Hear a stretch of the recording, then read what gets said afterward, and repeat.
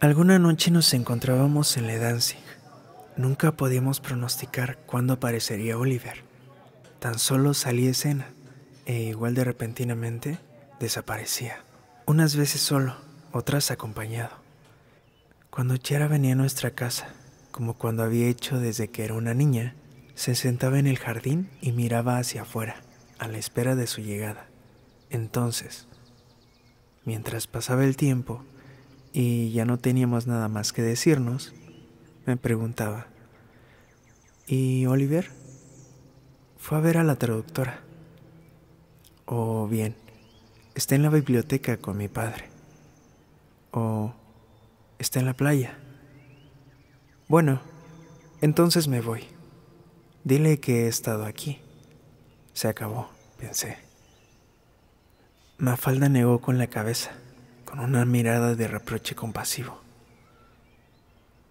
Ella es un bebé, él un profesor universitario. ¿No podía haber buscado a alguien de su edad? Nadie te ha preguntado nada, soltó Chiara, que lo había oído todo y no estaba dispuesta a ser criticada por una cocinera. No se te ocurre hablarme así, o te partiré la cara en dos, dijo nuestra cocinera napolitana, a la vez que levantaba con ademán amenazante la palma de la mano. Aún no ha cumplido los 17 y ya va por ahí levantando pasiones con los pechos al aire. ¿Se cree que soy nueva? Podía imaginarme perfectamente a Mafalda inspeccionando las sábanas de Oliver cada mañana, o comparando información con la criada de Chiara. No se le podía escapar ningún secreto a esta red de amas de casa perpetuamente informadas. Miré a Chiara. Sabía que estaba dolida. Todo el mundo sospechaba que había algo entre ellos. Por la tarde, él solía decir que iba al cobertizo, junto al garaje, para coger una bici para acercarse al pueblo. 1 hora y media después, había vuelto. La traductora, solía decir.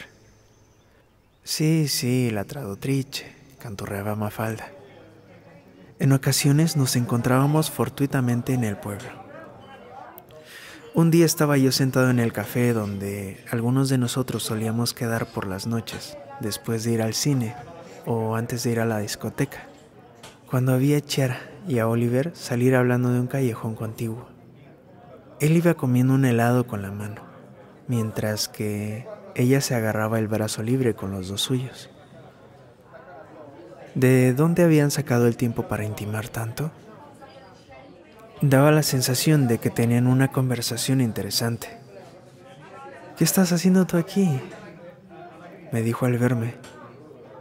Usó un tono de broma tanto para cubrirse las espaldas como para ocultar que habíamos dejado de hablarnos del todo.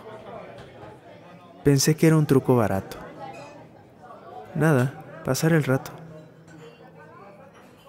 ¿No se te ha pasado ya la hora de irte a la cama? Mi padre no cree en los horarios, me defendí. Chiara estaba aún sumida en un profundo pensamiento. Evitaba mirarme a los ojos. ¿Le habría dicho las cosas bonitas que yo había estado diciendo sobre ella? Parecía molesta. ¿Le importunaba mi repentina intromisión en su pequeño mundo? Recordé el tono de voz que había estado utilizando la mañana que perdió los papeles con Mafalda. Una sonrisa de satisfacción planeó sobre su rostro. Estaba a punto de decir algo cruel. Nunca hubo horarios en su casa, ni control, ni supervisión, nada. Por eso es un chico tan bueno y educado, ¿no crees? No tiene nada contra lo que rebelarse. ¿Eso es cierto? Supongo, respondí, intentando quitarle importancia antes de que siguiesen por allí. Todos tenemos nuestra propia forma de rebeldía. ¿Ah, sí?, preguntó él. Dinos una, metió baza Chiara. No lo entenderíais. Es que lea a Paul Celan, me interrumpió Oliver, intentando cambiar de tema, pero quizá también para salir en mi ayuda y demostrarme, aún sin dar tal sensación, que no había olvidado nuestra pequeña conversación anterior. Estaba intentando rescatarme tras aquella pequeña puya acerca de la hora a la que me acuesto, ¿o esto era el comienzo de otra broma a mi costa? Surgió en su rostro una mirada cruel e inflexible. ¿Y él es? Ella nunca había oído hablar de Paul Celan. Le lancé una mirada cómplice. Él la recibió, pero no mostró ni un ápice de connivencia en sus ojos cuando finalmente me la devolvió. ¿De qué lado estaba?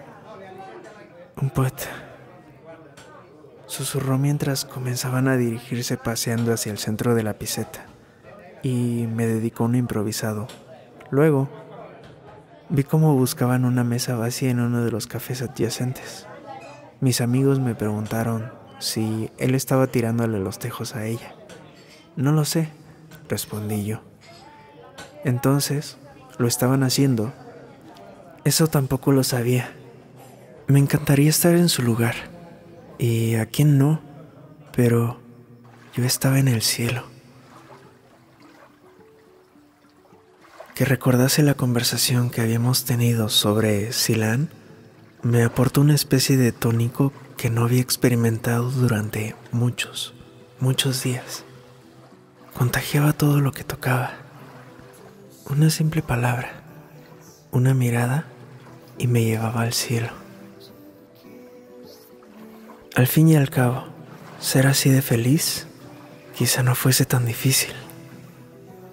Todo lo que debía hacer era buscar una fuente de felicidad en mí mismo y no esperar a que los demás me la proporcionasen la próxima vez. Recordé la escena de la Biblia en la que Jacob le pide agua a Raquel y al oírle pronunciar las palabras que le habían sido profetizadas, alza las manos al cielo y besa la tierra junto al pozo. Yo, judío. Celan, judío. Oliver, judío. Estábamos en medio de un gueto, medio oasis, en un mundo que en otras circunstancias hubiese sido cruel e impávido, donde sentirse confundido entre extraños dura poco, donde no malinterpretamos a nadie y nadie nos juzga mal, donde una persona simplemente conoce a otra y la conoce tan bien que alejarse de tal intimidad se considera galut, la palabra hebrea para definir el exilio y la dispersión. Entonces, era él mi hogar, mi vuelta a casa. Tú eres mi retorno al hogar. Cuando estoy contigo y estamos bien juntos, no deseo nada más. Consigues que me guste quién soy y en qué me convierto cuando estás conmigo. Oliver, si existe verdad en el mundo, esta miente cuando estoy contigo. Y si algún día encuentro el coraje para decirte mi verdad, recuérdame que encienda una vela de agradecimiento en todos los altares de Roma. Nunca se me ocurrió pensar que, si bien una palabra suya podía hacerme tan feliz, otra me destruiría con igual facilidad. Si bien no quería ser infeliz, debía aprender a tener cuidado con esas pequeñas alegrías. A pesar de ello, aquella misma noche utilicé la euforia embriagadora del momento para hablar con Marcia. Bailamos hasta pasada la medianoche. Luego la acompañé a casa a través de la costa. Después nos detuvimos. Comenté que me asaltaba la tentación de pegarme un baño, con la esperanza de que ella me quitase la idea de la cabeza. Sin embargo, me dijo que a ella también le gustaba bañarse por la noche. Nos deshicimos de la ropa en un segundo. No estás conmigo porque te has enfadado con Chiara, ¿no? ¿Por qué voy a estar enfadado con Chiara? Por culpa de él. Negué con la cabeza y fingí poner cara de asombro, para darle a entender que no concebía de dónde se podía haber sacado tales ideas. Me pidió que me girase, para que no la observase mientras usaba su suéter para secarse el cuerpo. Simulé echarle una ojeada clandestina, pero fui muy obediente e hice lo que se me pidió. No me atreví a exigirle que no echase un vistazo cuando me vestía, pero ella fue lo suficientemente atenta como para mirar hacia otro lado. Cuando ya no estábamos desnudos, la cogí de la mano y la besé en la palma. Luego entre los espacios entre los dedos. A continuación, la boca. Le costó devolverme el beso, pero después no quería parar. Quedamos en encontrarnos en el mismo sitio de la playa al día siguiente por la noche. Le dije que estaría allí antes que ella. Pero no se lo digas a nadie, dijo ella. Hice un gesto que simulaba que le echaba una cremallera a mi boca. A la mañana siguiente, durante el desayuno, le dije a mi padre y a Oliver que casi lo habíamos hecho. ¿Y por qué no lo hicisteis?, preguntó mi padre. No sé. El que no lo intenta lo lamenta. Oliver se estaba burlando y a la vez apoyándome con ese refrán tan manido. Solamente tenía que haber encontrado el valor para extenderle la mano y tocarla. Ella hubiese dicho que sí, comenté. En parte, para eludir cualquier crítica posterior de alguno de ellos. Y en parte era para demostrarles que cuando se trata de reírse de uno mismo, sé cómo administrarme la dosis yo solito. Muchas gracias. Estaba presumiendo. Inténtalo luego, comentó Oliver. Esto es lo que hacía la gente que estaba segura de sí misma, pero también me daba la sensación de que tramaba algo que no se atrevía a mostrar. Quizá porque había algo ligeramente inquietante detrás de su estúpido pero bien intencionado "inténtalo luego". ¿Estaba criticándome o riéndose de mí o viendo a través de mí? Me dolió cuando por fin soltó lo que guardaba. Solamente alguien que me hubiese descifrado a la perfección podía haberlo dicho. Si no es luego, ¿cuándo? A mi padre le gustó. Si no es luego, ¿cuándo? Le recordaba el famoso mandato judicial del rabino Hillel: si no es ahora, ¿cuándo? Oliver intentó instantáneamente retirar su comentario hiriente. Sin duda lo volveré a intentar. Y después otra vez. Esta era la versión suavizada. Sin embargo, inténtalo luego era el tupido velo que había estado sobre si no es luego, ¿cuándo? Repetí su frase como si fuese un mantra profético que mostrase cómo vivía él su vida y cómo yo intentaba vivir la mía. Al corear lo que había salido de su boca, me aventuraba a adentrarme por un pasadizo, a algún tipo de verdad inferior que hasta entonces me había estado esquivando. Una realidad sobre mí, sobre mi vida, sobre los demás, sobre mí con los demás. Inténtalo luego. Eran las últimas palabras que me decía a mí mismo cada noche cuando me juré que iba a hacer algo para atraer a Oliver. Inténtalo luego, quería decir. Ahora no tengo el coraje. Las cosas no estaban listas en ese instante. No sabía de dónde iba a sacar el valor o la determinación para intentarlo luego.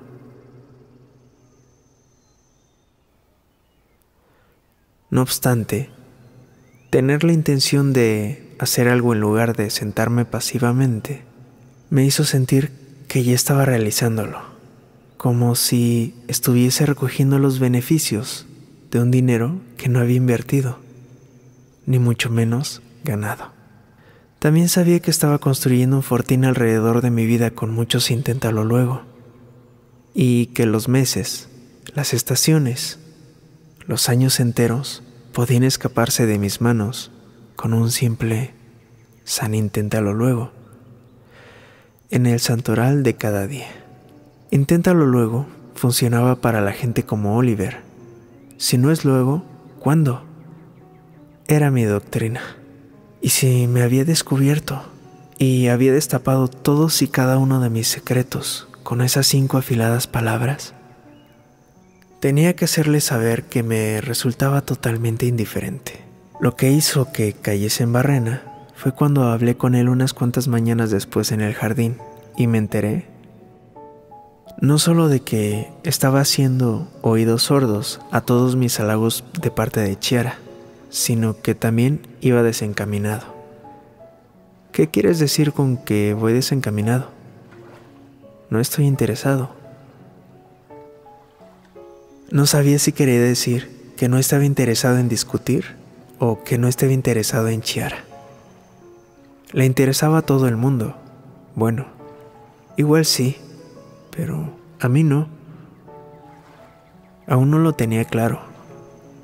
Había en su voz algo seco, molesto y meticuloso. Pero yo os he visto. Lo que viste no era de tu incumbencia. Y de cualquier forma, yo no le estoy siguiendo el juego ni a ella ni a ti. Le di una calada al cigarro y después me echó una mirada amenazante y heladora que podía haber cortado mis entrañas con la precisión de una artroscopia. Me encogí de hombros. Pues lo siento mucho, y volví a mis libros. Una vez más, había sobrepasado mis límites y no tenía forma de salir con refinamiento, a no ser de que admitiese que había sido terriblemente indiscreto. Quizá deberías intentarlo tú, soltó. Nunca la había oído expresarse en un tono tan radiante. Normalmente, era yo el que titubeaba entre los límites del decoro. Ella no querría tener ningún tipo de relación conmigo. ¿Tú querrías?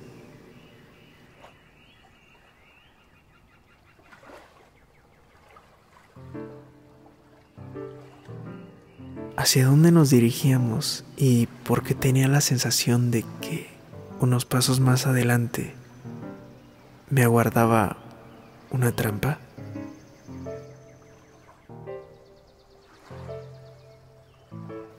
No, respondí con cautela, sin darme cuenta de que mi falta de confianza había hecho que mi no sonase como una pregunta. ¿Estás seguro?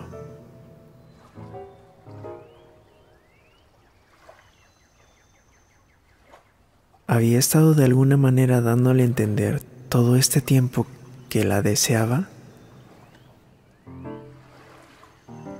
Levanté la cabeza para mirarle y así tener la sensación de que estaba respondiendo a un reto con otro reto. ¿Qué sabrás tú? Sé que te gusta. No tienes ni idea de lo que me gusta. Espeté. Ni idea.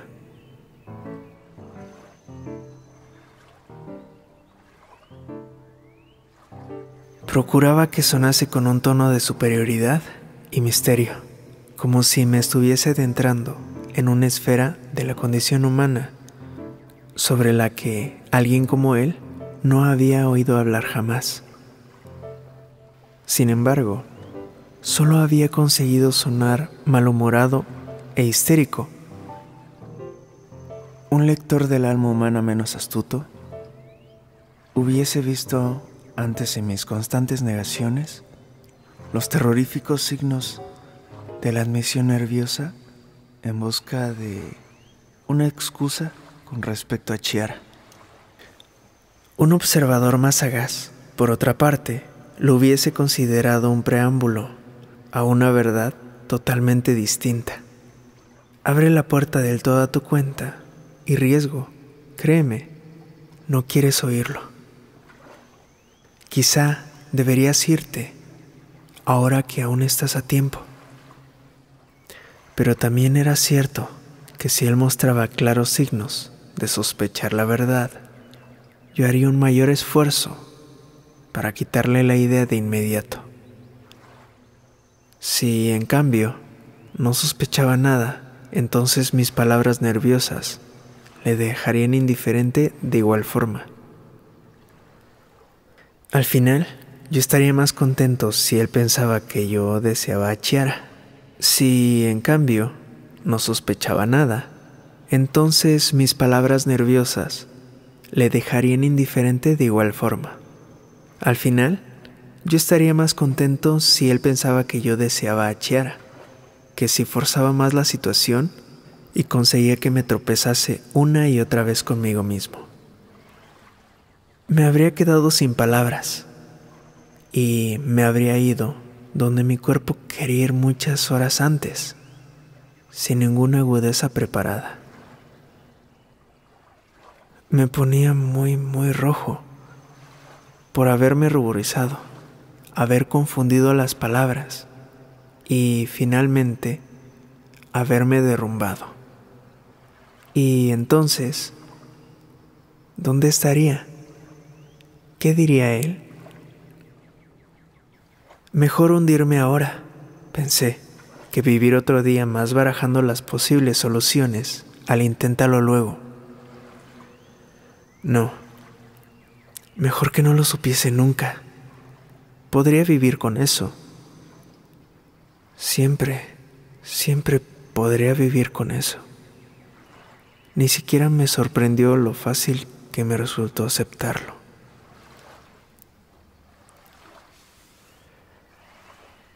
Y aún así, sin previo aviso, surgió de repente un momento tan dulce entre ambos que las palabras que deseaba decirle casi se me caían de los labios. En un momento de bañador verde los llamaba, incluso después de que mi teoría de los colores fuese refutada y me quitase todas las esperanzas de esperar bondad durante los días azules o tener cuidado en los días rojos. La música era un tema de fácil discusión entre nosotros, sobre todo cuando estaba al piano. Cuando él quería que tocase algo a la manera de tal o de cual, le gustaban las combinaciones de 2, 3 o 4 compositores en armonía en la misma pieza, transcritos por mí. Cierto día, Chiara comenzó a tararear una melodía de la lista de éxitos y de repente, ya que era un día muy ventoso y no había nadie que fuese a la playa y ni siquiera había nadie fuera de casa, todos nuestros amigos se reunieron alrededor del piano del salón, mientras yo improvisaba una variación de Brahms sobre una interpretación de Mozart de esa misma canción. ¿Cómo lo consigues?, me preguntó una mañana mientras descansaba en el cielo. En ocasiones, la única forma de entender a un artista es ponerse en su lugar, adentrarse en él y después el resto fluye de forma natural. Volvimos a hablar sobre libros. Yo casi nunca había hablado de literatura con nadie, salvo con mi padre. O dialogábamos sobre música, sobre los filósofos presocráticos, sobre las universidades americanas. O si no, sobre Vinimi. La primera vez que se inmiscuyó en nuestras mañanas fue precisamente el día que estuve tocando la última variación de Brahms sobre una variación de Händel. Su voz rompió el intenso calor de media mañana. ¿Qué estáis haciendo? Trabajar, respondí. Oliver, que estaba tumbado sobre su estómago al borde de la piscina, miró hacia arriba, mientras le caía el sudor entre sus omóplatos.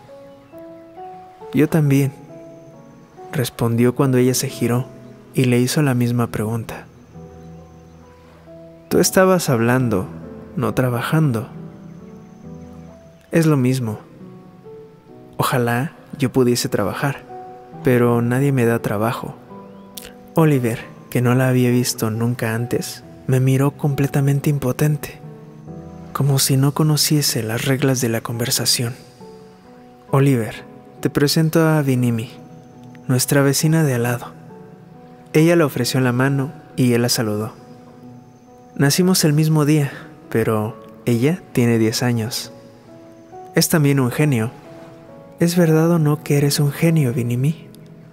Eso dicen, pero a mí me da la sensación de que puede que no lo sea.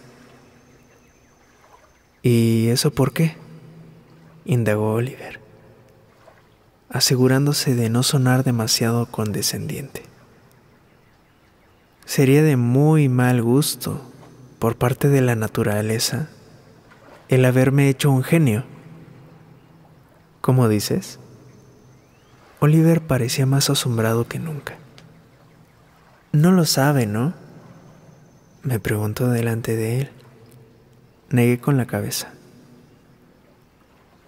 Dicen que no viviré mucho tiempo. ¿Por qué dices eso? Parecía totalmente aturdido. ¿Cómo lo sabes? Todo el mundo lo sabe. Tengo leucemia. Pero eres preciosa, con una apariencia muy sana y muy inteligente, protestó. Pues eso, una broma de mal gusto. Oliver, que estaba de rodillas en la hierba, había tirado su libro al suelo. Quizá podrías venir un día a mi casa a leerme algo, dijo ella. Soy muy buena chica, y tú pareces muy buen chico también. Bueno, adiós. Trepó el muro. Y siento haberte asustado como un fantasma, pero casi se podía ver cómo intentaba retractarse de una metáfora tan macabra.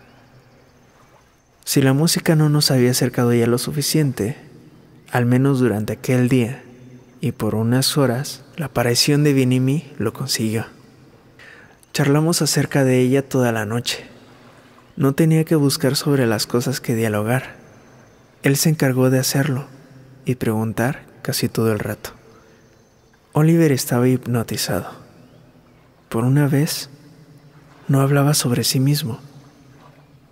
Muy pronto se hicieron amigos. Ella siempre esperaba que él volviese de correr o nadar por la mañana, y juntos caminaban hasta la puerta y bajaban, de forma indefectiblemente cautelosa, las escaleras para dirigirse a una de las enormes rocas donde se sentaban y conversaban hasta que era la hora de desayunar. Nunca había visto una amistad tan bonita o tan intensa. No estaba celoso, y nadie, y yo mucho menos, se atrevía a interponerse entre ellos o a espiarles.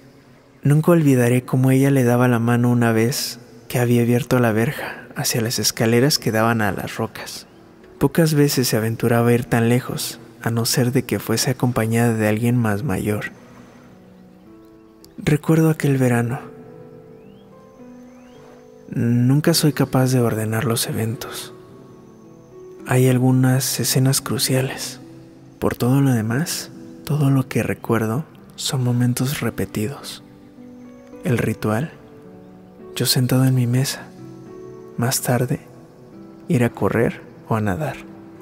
Luego, él cogía la bicicleta e iba hasta el pueblo a ver a la traductora. La comida en la mesa larga y a la sombra del otro jardín, o comíamos dentro, siempre con un invitado o dos a la labor del almuerzo.